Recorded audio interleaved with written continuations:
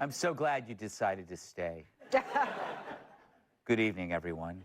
Joe Biden crashed the set of the popular action series Reacher on Monday morning, where he was immediately directed to the set of The Walking Dead. Arnold Schwarzenegger appeared on The View this week. Yeah, it's as part of his treatment to battle his crippling sex addiction.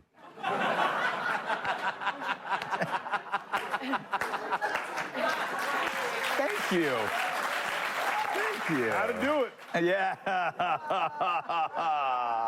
Aversion therapy.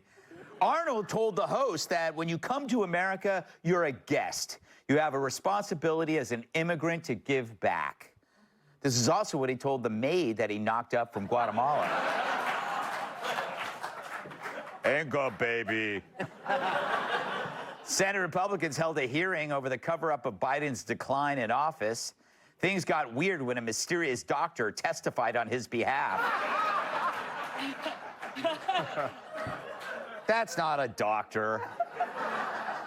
Chuck Schumer defended the Senate Dems, avoiding the investigation, claiming they have hungry children to feed, when he really meant children to sniff. Ilhan Omar said the U.S. is turning into, quote, one of the worst countries in the world. True, they let her in. But I see your point. I mean, what kind of country would let you marry your brother?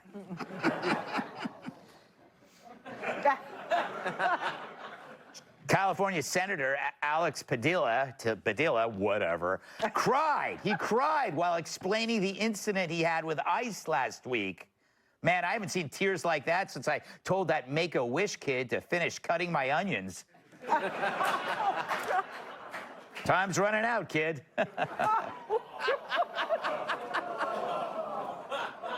I had to leave for work. So far, more than 70,000 foreigners have already applied for the Trump Gold Card at $5 million a pop. That's amazing. 70,000 times 5 million. What's that, Kat? That's 350 billion. Wow. Way to buck the stereotype about women incapable of doing math. How did you know that? I texted my husband. Oh. And finally, there was quite a brawl at the end of the WNBA game between the Fever and the Sun. I haven't seen women fight like that since I dropped my dirty thong at the laundromat.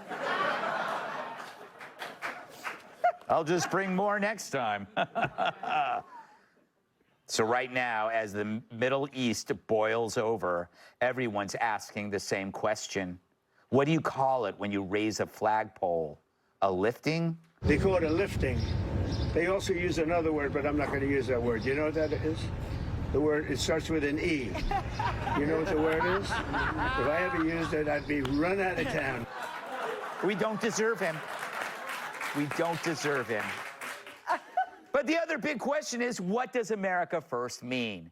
Does it mean cleaning up our yard before focusing on others? Or is it about protecting us long term by turning Iran's nuke facilities into a giant kebabs are us? So which way is Trump leaning? At the very least, he's not like the last guy who would just fall over.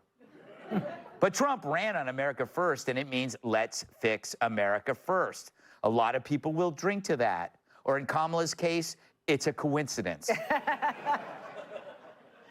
But it's pretty clear Trump's already fulfilling that mission. Look at the border, inflation, DOGE, bringing back industry, paring down regulations. It's not like he just got in and said, first things first, let's bomb the goat-loving mullahs out of Iran.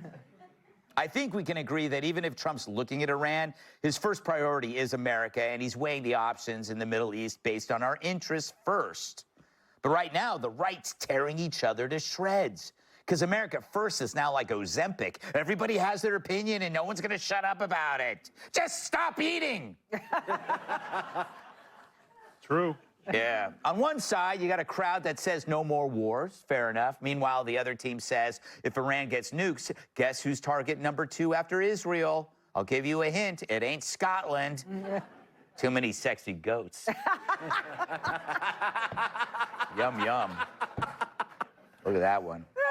course, Iran would get annihilated with our nukes if they tried, but still, it's America's toughest choice since whether or not to deport the beaver on Maxine Waters' head. It's not just a war between Iran and Israel, you know. It's a war between frames of reference. You got one frame, which is we can't have another Holocaust, and we can't let a country that wants to destroy us have nukes, and we shouldn't let our ocean privilege hang an important ally out to dry. Then there's this frame of reference. We can't make the same damn mistakes again, like when we were lied to about WMDs, or when we're told that we would be greeted as liberators. We never are, lately. Plus, we have Ukraine to deal with. Whatever the outcome of joining a war against Iran is, a lot of Trump voters will think, I didn't vote for this. The only good news is that our frame of references are no longer plagued with opinions assigned to us by legacy media. They're irrelevant. No one buys their Thanks to Trump's transparency and a vibrant independent media, it's just us trying to figure this thing out. We elected Trump to handle stuff from a Trumpian perspective. And so far, he's doing that. He told the Ayatollah the 5 best words to make anyone nervous. I know where you live. It's a great prank. I send that to Killmead all the time from anonymous email accounts. He has to move hotels every week. So Trump is doing Trump. He's stingy with blood and treasure, looking to avoid an all-out war so far. But also, you know, he sees Israel differently. To him, Israel earned it. They're doing the work instead of showing up with hat in hand. And it's not like they're delusional. Last time we checked, people do want them dead. But unlike the rabid neocons of the past, Trump does wonder what comes next. We do too. So can we say what America first means now? Do we protect our own by staying out or by stepping in before it's too late? Maybe it's defending your allies without sacrificing your sons, meaning you only go in if we're going to win, and win easily.